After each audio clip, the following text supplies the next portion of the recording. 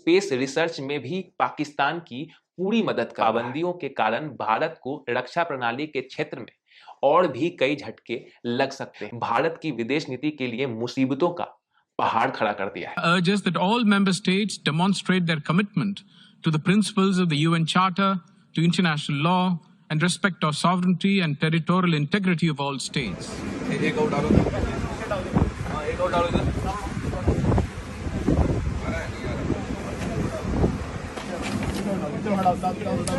त्रिमूर्ति ने कहा, भारत ने सभी सदस्य देशों से कहा है कि यूएन चार्टर के सिद्धांतों, अंतर्राष्ट्रीय नियमों और संप्रभुता के साथ क्षेत्रीय अखंडता का उल्लंघन नहीं करे।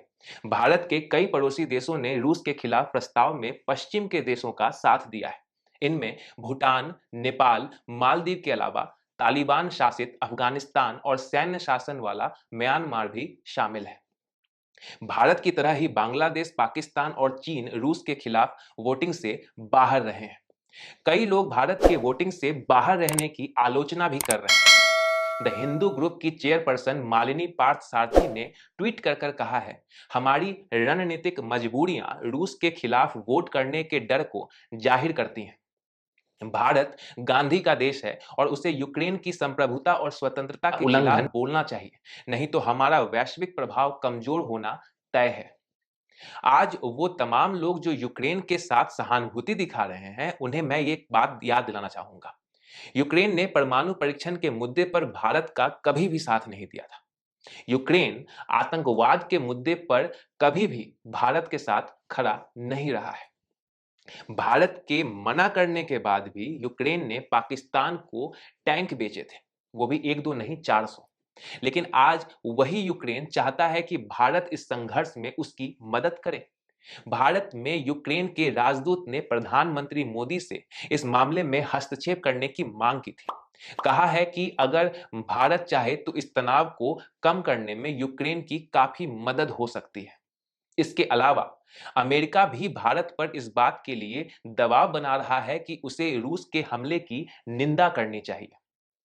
अमेरिका और पश्चिमी देश चाहते हैं कि भारत इस मामले में उनका साथ दे।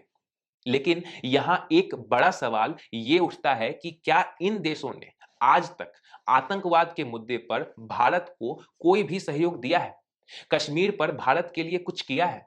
जब गलवान में चीन ने सोची समझी साजिश के तहत हमला किया था, तब भी ये देश भारत की मदद के लिए नहीं आए थे। तो आज भारत इनकी मदद क्यों करे, इनके साथ क्यों खड़ा हो जाए? आज हमारे देश में इस बात पर भी बहस हो रही है कि इस युद्ध में भारत को अपनी भूमिका स्पष्ट करनी चाहिए। उसे यूक्रेन के समर्थन में रूस के खिलाफ अपना विरोध दर्ज कराना चाहिए।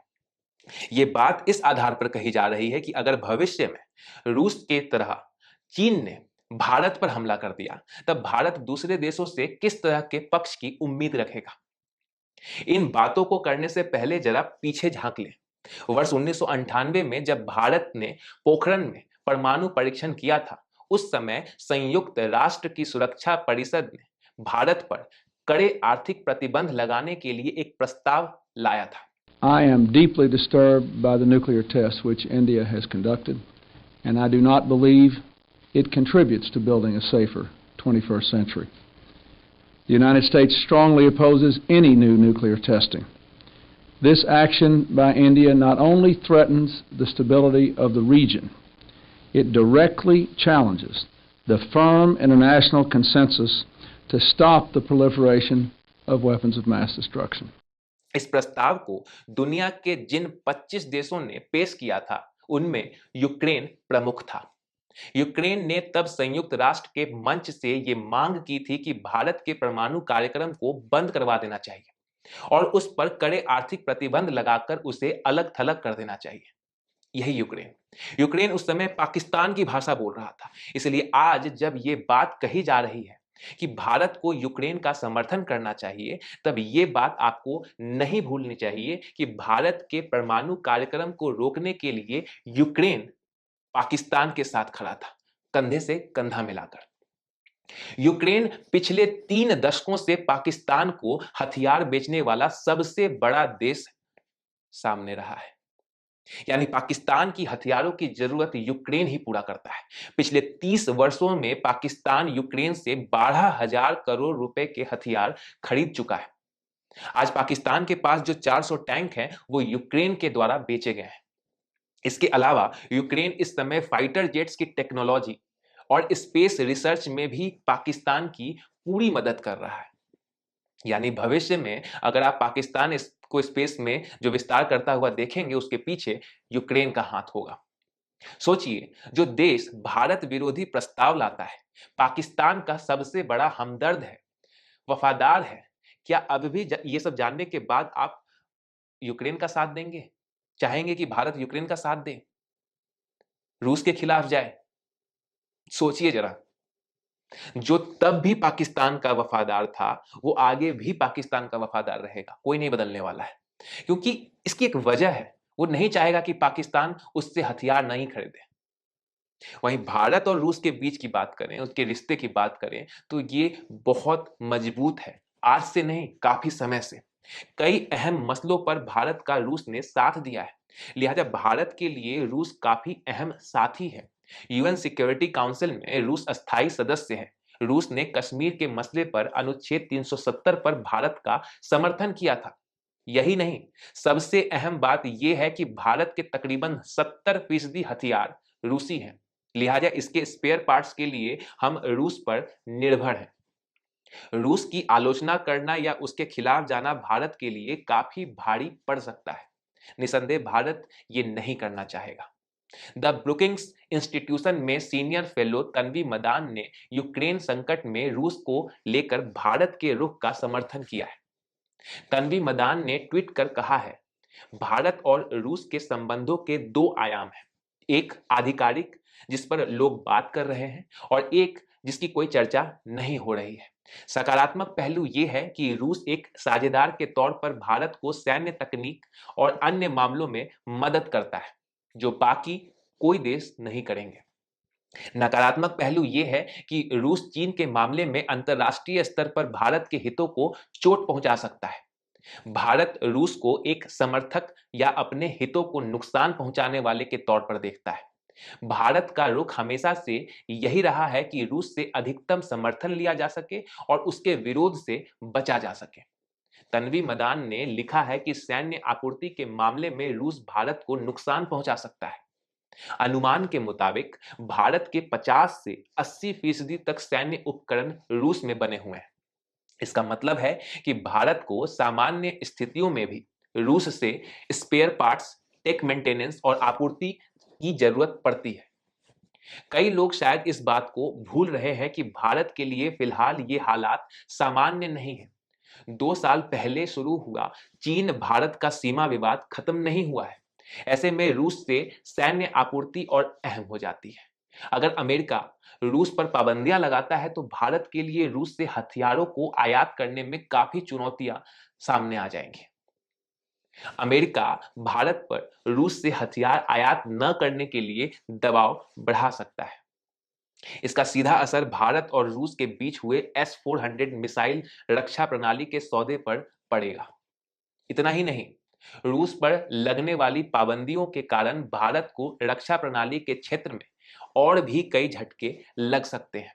इसमें संयुक्त रूप से विकसित किया जाने वाला ब्रह्मोस क्रूज मिसाइल के निर्यात, एक साथ 4 युद्धपोत बनाने का समझौता, रूस से MiG-29 लड़ाकू विमानों की खरीद पर भी असर हो सकता है।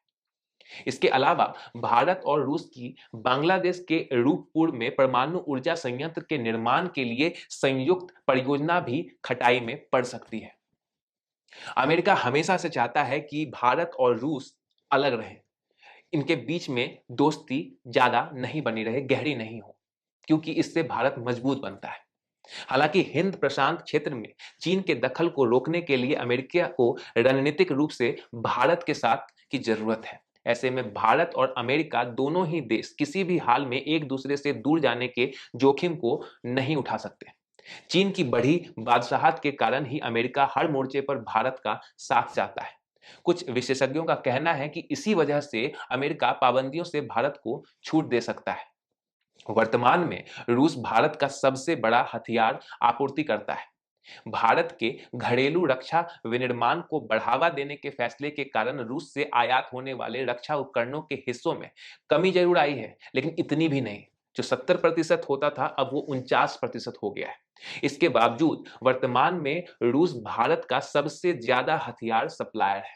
वो भारत द्वारा आयात किए जाने वाले रक्षा उपकरणों का 60% हिस्सा रूस से आता है। भारतीय वायुसेना का अग्रिम पंक्ति का लड़ाकू विमान सुखोई 30 MKI रूस से लिया गया है। हम अपनी फौज के लिए AK-203 राइफलें भी रूस के साथ मिलकर बना रहे हैं। ऐसे में भारत किसी भी सूरत में रूस के खिलाफ जाकर अपने रिश्तों की बलि नहीं चढ़ाना चाहेगा और चढ़ाना भी नहीं चाहिए। रूस वर्तमान में भारत को S-400 मिसाइल रक्षा प्रणाली जैसे उपकरणों की आपूर्ति कर रहा है, जो चीन और पाकिस्तान के खिलाफ भारत के लिए रणनीतिक रूप से काफी महत्वपूर्ण है। यही कारण है कि अमेरिकी प्रतिबंधों के खतरे के बावजूद भारत ने इस सौदे पर अपनी सक्रियता दिखाई है।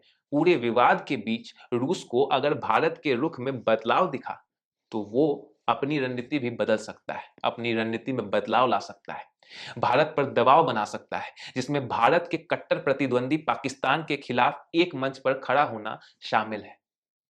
रूस ने पिछले 2 दशकों में अमेरिका के साथ भारत के बढ़ते संबंधों को स्वीकार किया है, जबकि इन दोनों की बनती नहीं है, रूस और अमेरिका की। लेकिन यूक्रेन का मामला अलग है। रूस नहीं चाहता कि भारत ही क्या, कोई भी देश इस मसले में यूक्रेन के पक्ष में खड़ा हो। कुल मिलाकर यूक्रेन और रूस के बीच चल रहे युद्ध ने भारत की विदेश नीति के लिए मुसीबतों का पहाड़ खड़ा कर दिया है। भारत के लिए चुनौती है कि कैसे पश्चिम को नाराज किए बिना रूस को भी साथ में रखें। भारत के लिए एक मुश्किल ये भी है कि चीन ने पूर्वी लद्दाख में वास्तविक नियंत्रण रेखा की यथास्थिति अप्रैल 2020 से पहले की नहीं रहने दी है। भारत इसे अपनी संप्रभुता का उल्लंघन बताता है, जबकि रूस ने यूक्रेन की संप्रभुता का उल्लंघन किया तो भारत ने निंदा से परहेज कर दिया है। अब इधर बोले या उधर बोले। चीन के बारे में कहा जा रहा है कि रूस के साथ उसका खुलकर आना उसके हित में है, लेकिन भारत के लिए सब कुछ इतना स्पष्ट नहीं है, इसीलिए चीन सट रहा है रसिया से। आपको ये बता दूं कि रूस के हमले के बीच ब्रिटेन सरकार ने यूक्रेन को हथियार और आर्थिक मदद दी है और इससे पुतिन गुस्से में है। रूसी विदेश मंत्रालय की प्रवक्ता मारिया जखारोवा ने कहा है कि कीव को की गई ब्रिटेन की मदद को रूस भूलेगा नहीं। रूसी मीडिया के अनुसार उन्होंने इसे यूक्रेन की अति राष्ट्रवादी ताकतें बताया है।